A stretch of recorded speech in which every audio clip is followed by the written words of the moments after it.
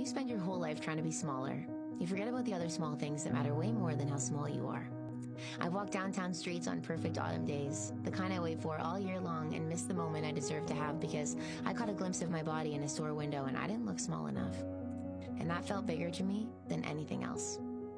I've been on airplanes to other worlds and back again, and instead of excitement I felt dismay toward the seatbelt when there wasn't quite as much extra strap as there was the last time. And sure, I could dwell on Christmas holidays with my childhood friends in my childhood home, but are these armrests tighter around my thighs than they were 7 days ago?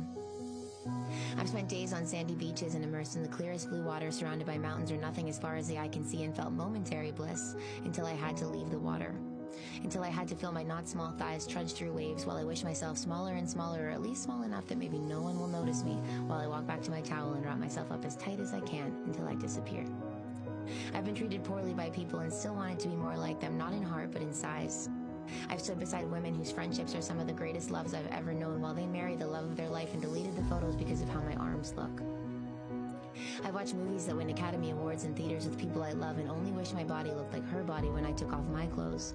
And about how I wish I said no when they offered me extra butter. Why did I say yes to that? Why didn't I order a small? I've not bought a perfect pair of jeans because the size that fit wasn't small enough. Tried on smaller shoes for the sake of no one hearing me ask for my real size, whispered my weight to the lady at the DMV in my smallest voice, so no one would ever know I admitted out loud that I'm not as small as I'd like to be. And I fear that my smallness will never be a small thing and always the biggest thing, and somehow that fear still doesn't outweigh my fear of not being small. For I've gone to funerals of people I love and still taken a moment to hate my body in my black dress.